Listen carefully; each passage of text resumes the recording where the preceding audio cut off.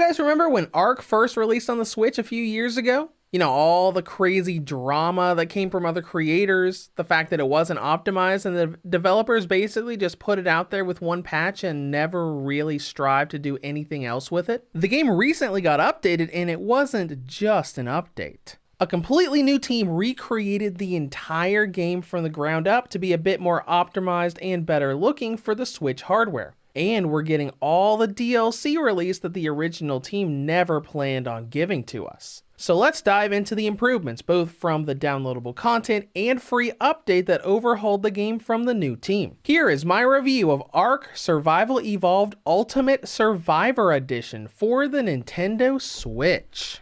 Now, before we begin, I did just say review, but this is really going to look and review the additions and enhancements made since I already did a full review of the game itself. We're going to summarize the game as briefly as I can, but I mostly want to dive into what was added and tweaked. So let's start with that summary. For story, ARK has you playing a survivor that shows up on a tropical island filled with weird technology and feral prehistoric animals, from the Titanoboa snake to dinosaurs like the Carnotaurus. You just gotta survive, though bits and pieces of overall lore will be found as you travel the island, and we did get a little intro cinematic to this update to give a little bit of context before you start. And with gameplay, ARK is a 3D crafting survival game with taming and combat elements thrown in. Imagine Minecraft, but with more realistic visuals, a more mature setting, and dinosaurs instead of creepers and spiders. With that in mind, you can play singular multiplayer servers and gather materials to craft things like tools to get better materials, and spend the majority of the game building up an arsenal of equipment to tackle the game's dungeons and bosses.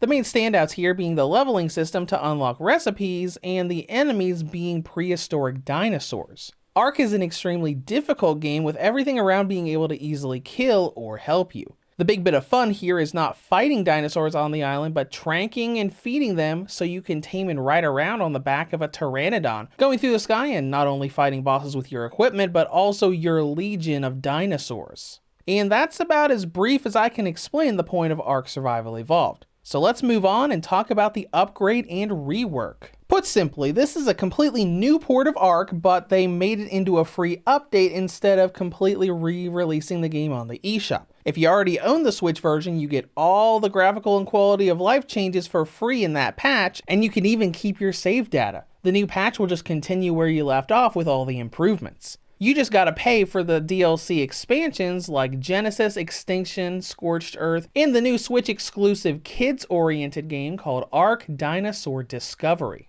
Granted, it is a $40 upgrade fee if you want all of that stuff, and despite having access to the island and Scorched Earth right now, most of the expansion maps aren't actually going to release until next year. Outside of the other islands and campaigns, what's different about the game now? For starters, and we will get into this more later, the graphical engine has been completely redone. The game runs at higher resolutions with a lot more detail given to pretty much everything. Though with features, the first thing you want to take a look at are a few graphical toggles and the console command. You can turn off things like bloom and light effects for a bit more stable frame rate as you're trekking through the game, but the console is the game changer here. You can toggle this and pull up the console commands on the start menu to input pretty much any command the PC and other consoles can use. Turn on God mode, give yourself experience for levels, max out all of your stats, give yourself an item that you don't wish to craft, or simply giving yourself fly mode so you can easily travel around the island if you ended up dying and respawn way far away from your corpse.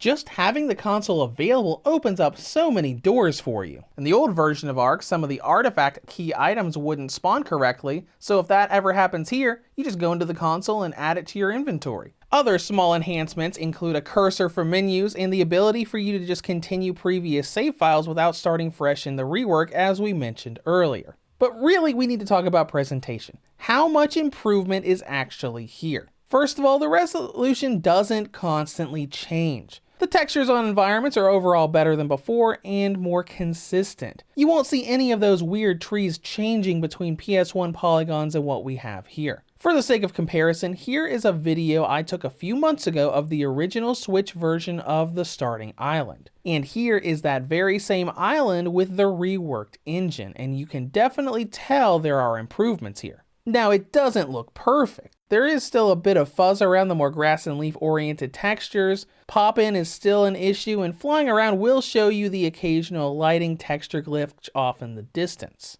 But it's a lot better than before. We've also got significantly shorter load times. When you first boot up your save file in the old version, you could walk away for 5 to 7 minutes and it still wouldn't have you loaded in. But here it loads in about 15-20 seconds. And now we get to frame rate, which is definitely better, but I wouldn't really call it optimal. The game tries to stay at 30 FPS, but rarely does so. Thanks to the handy console command for the frame rate counter, I was able to monitor this throughout my playthrough with the update.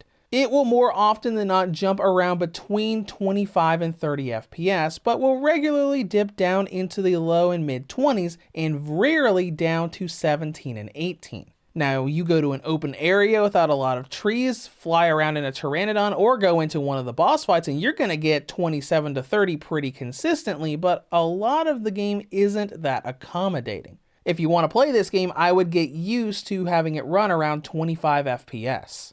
I found that this didn't really bother me that much when moving around the world, it's just an issue when you aim down the sights of a weapon like the bow or rifle that it really becomes an issue.